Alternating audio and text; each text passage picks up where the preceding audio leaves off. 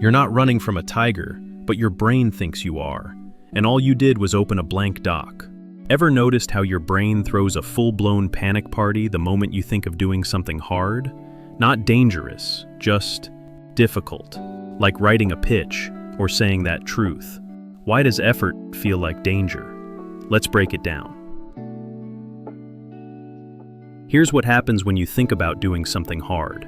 Anticipation triggers the amygdala, your brain's internal alarm. That alarm fires off cortisol, your stress chemical.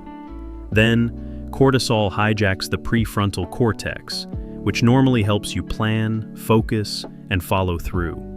And without a clear reward, dopamine doesn't even show up to motivate you. The result? Avoidance, delay, procrastination. But this isn't a modern glitch. Hard things feel scary because your brain's running a very old program, and history's full of people whose minds broke before the moment did. Let's walk through the 4 core shifts that turn effort into terror.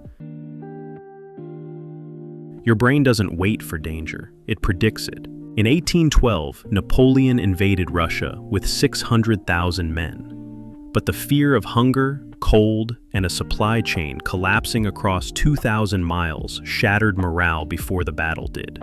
This is your amygdala, sounding the alarm before anything's even happened. Your mind hijacks the future before you live it, flagging worst-case scenarios on a loop. But what if failing doesn't just feel bad? What if it redefines you? In 1633, Galileo had proof the Earth moved, but under threat of humiliation and punishment, he recanted, not because the data was wrong, but because being wrong in public threatened who he was.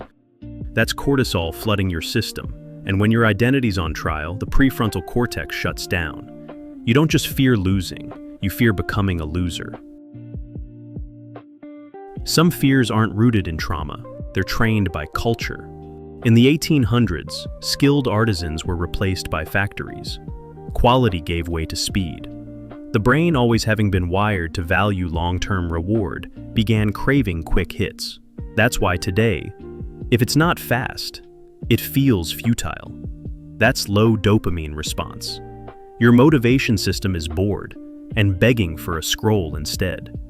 And with norepinephrine, which is your body's natural get-to-work hormone surging without payoff, you burn out fast, then quit faster. But the heaviest fear? The one learned from hopelessness.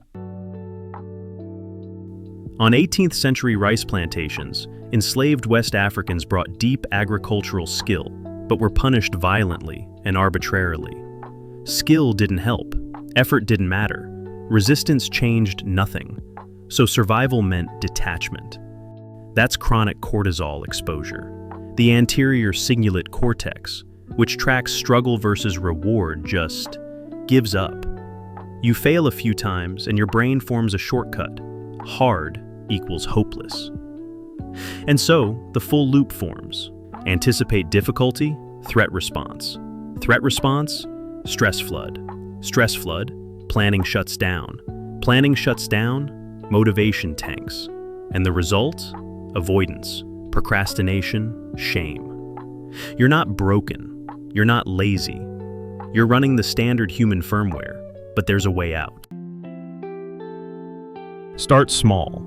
Micro-expose your brain to scary effort. Speak for 30 seconds. Write one ugly paragraph. That shrinks the amygdala's panic reflex. Visualize future you. Not success, effort. See yourself 5 years from now doing hard things with calm. This strengthens the prefrontal cortex's control. Breathe with intent. This is called 4-7-8 breathing pattern. Try this with me right now. Inhale for 4 seconds. Hold for 7. Exhale for 8. Tell me you didn't feel a small sense of relief. That's you training the nervous system to stay, not flee. And the more you do it, the more relief you feel. Reframe it. When it gets hard, don't ask, why me? Ask, what's this training me for? Cognitive reappraisal makes effort meaningful, even if the benefits are not immediately received. Play hard games. chess, strategy. Every time you plan under pressure, you rewire your brain for stress tolerance. So remember that blank doc anxiety? That wasn't weakness, it was wiring. The fear hard-coded into that wiring is real, but so is the rewiring. You don't need confidence, you need momentum. So start scared, stay scared, and do it anyway. And if you like this dive into human psychology through history, please consider liking and subscribing for more videos like this. Thanks for watching Historic Psychology, and I'll see you on the next one.